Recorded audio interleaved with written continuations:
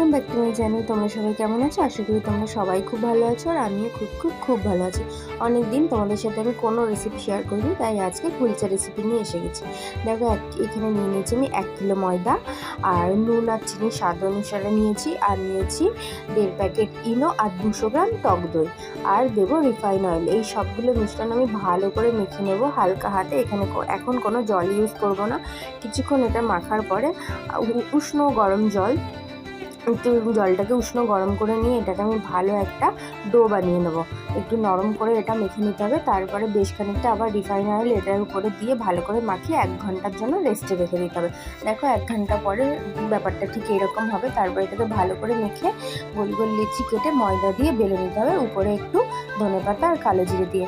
তারপরে তাওয়া ভালো করে গরম করে নিয়ে জলের ছিটা দিয়ে একটা কুলচা এর উপরে দিয়ে ঢাকা দিয়ে 2-3 সেকেন্ড রাখতে হবে।